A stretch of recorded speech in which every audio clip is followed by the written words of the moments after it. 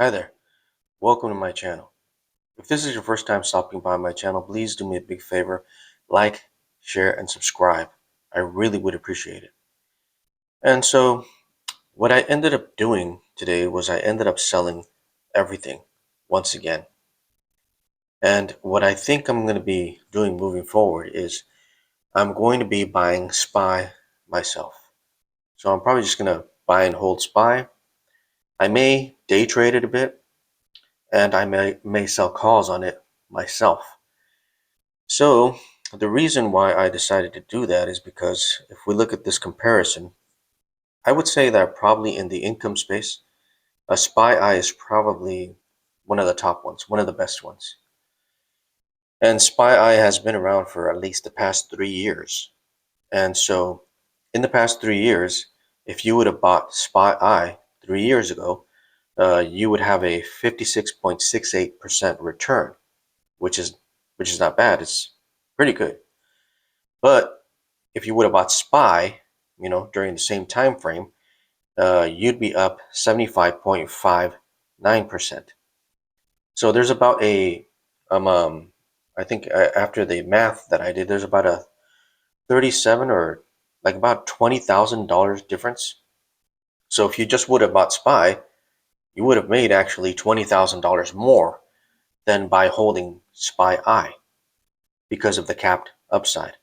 Now you're getting that income, but you're not even performing in line with SPY in total return. And this is total return. You guys can see there's a large gap right there in percentages. In price return, as you guys have seen various times when I showed you price return, if we see here in price return, yeah, there's a huge difference here, right? SPY is obviously way up at 68.51%, while SPY is only 8.99%. And so if you would have bought SPY 3 years ago, yeah, you're not losing any money. Your principal is still intact, and you've received all those monthly dividends. But it's just not beating SPY at all. I mean, in total return, it's not even catching up to it. So that's the reason why I decided to just go with SPY myself. So even in total return, I mean, it's lagging a lot. There's a big price difference there. And so 3 years ago, I did have about almost the same amount of money that I have now. And so I'm kind of just spinning my wheels here and not getting anywhere. Because if I open up, if we do the math, let's just open up a calculator here. If we do the calculation here, let's just do 75. Just do 75%. 75% of 200,000. Oh, sorry, doing that wrong. 75% of 200,000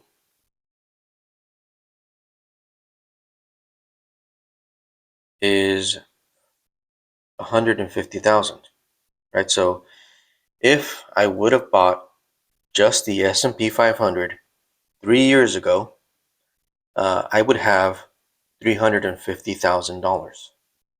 So if you choose SPY, if I would have bought SPY 3 years ago and just held on to it, it was about what, 56%? About a 56% return of 200,000. No, that's too many zeros. There we go.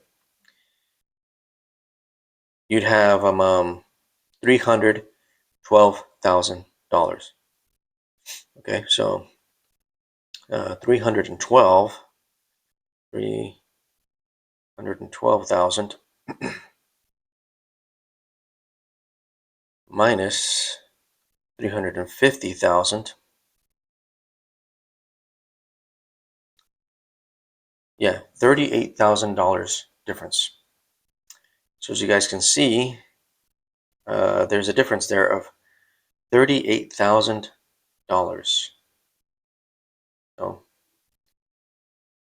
you'd simply be better off just owning SPY. You may, in my case, I may be better just trading it myself. Um, Maybe even better just selling calls myself because I'm doing it myself. So I'm working in my best interest.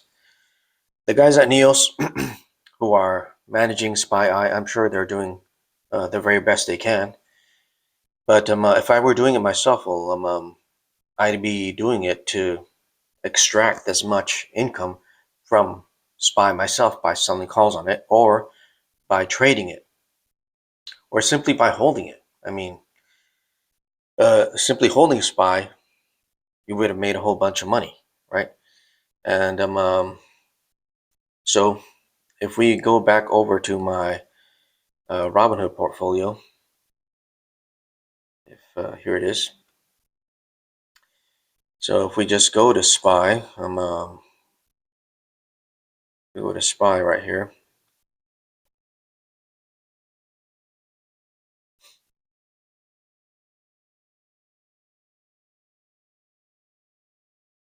So on SPY, I mean, you can day trade it, you can sell calls on it, you can buy it and hold it.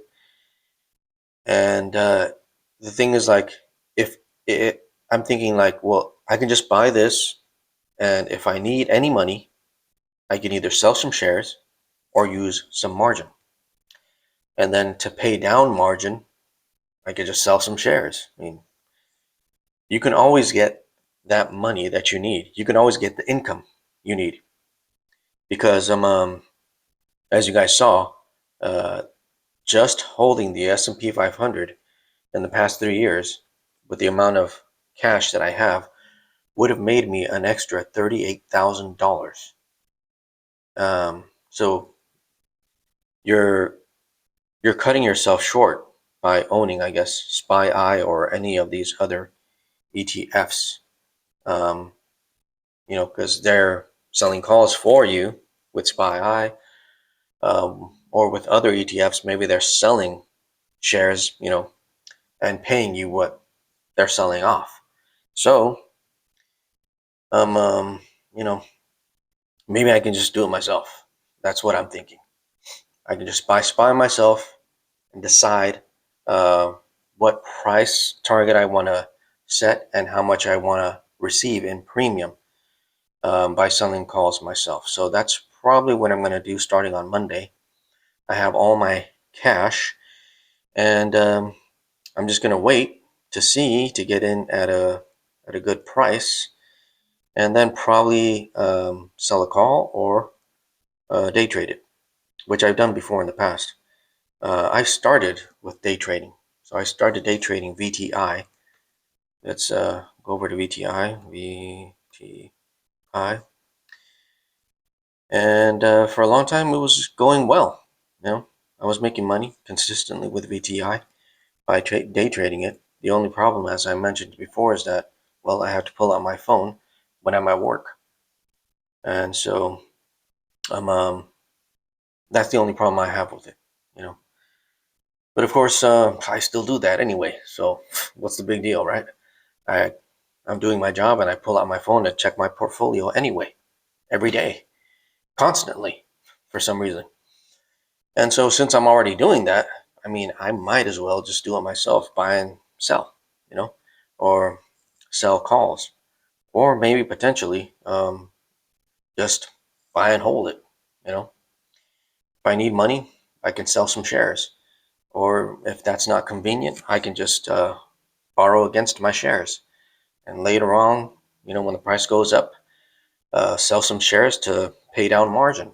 So I think that would probably be better because I'm trying to figure out which one is the best ETF to hold on to, and which one pays the most, and um, which one gives a better total return, and which one gives a price return. Trying to figure all that out, and yeah, it's just kind of a stressful thing, owning all those different ETFs, and Some of them pay more, some of them pay less, and in reality, they just don't pay enough. They just don't pay enough.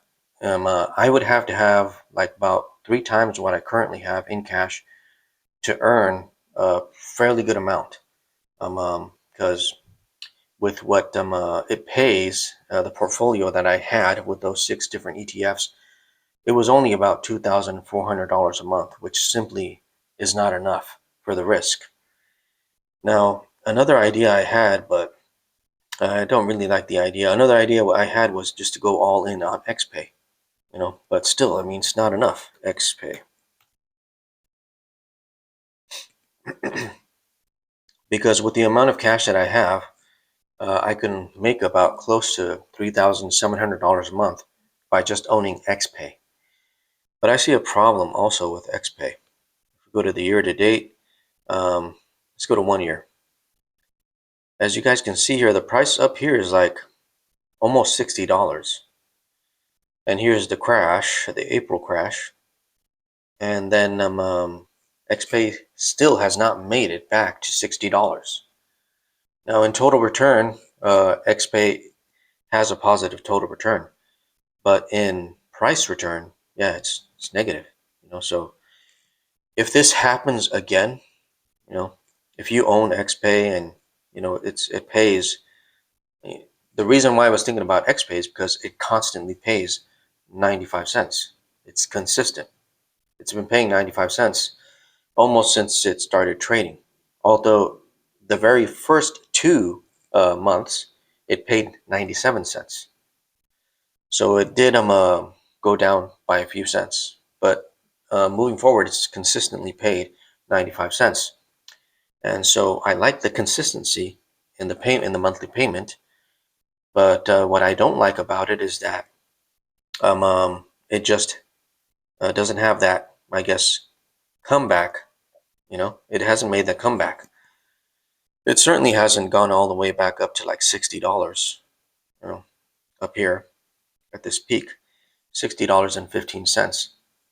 Now, probably if you would have bought this from the very beginning, I believe it started trading at like $50. Although I searched on Google here to see what price it started trading at, and according to this, it started trading at $54.30, or at least that's what this says here.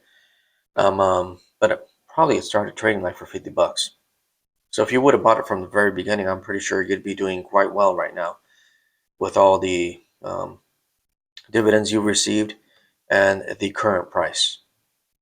But if you would have bought it any time after that, like in this area over here, then yeah, I don't think you'd be very happy with the results. Now, if you would have bought it here, I mean, you'd be very happy with the results, right? But the problem is that it just doesn't seem to be making a comeback in price. And so in the future, when the market pulls back again, which I'm pretty sure it will at some point it will. If it pulls back from here at this price and it does the same thing that it did here, then it's going to go even lower. And it probably won't make it back to like $56.10. And if it goes down even lower, then it's probably going to pay less. The 20% that it pays will be less.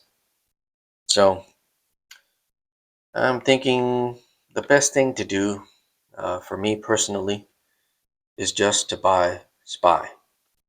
So that's what I'm going to do.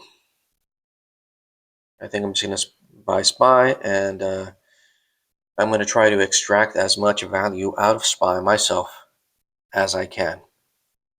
And I'm probably going to choose this ETF. I know there's other SPY ETFs. There's VOO, there's IVV, there's different versions of this same ETF, but I like this one because it's got more, you can do daily options on this SPY. With VOO, you can only do weekly options. With all the other SPY or S&P 500 ETFs, most of them only have either monthly options or weekly options. This is the only one that has daily options. Like you do an option every single day. So that's why I decided to go with this one. So thanks for watching. Please do me a favor, like, share, and subscribe to my channel. I really would appreciate it. You guys have a great one. We'll catch you in the next video. God bless. Bye.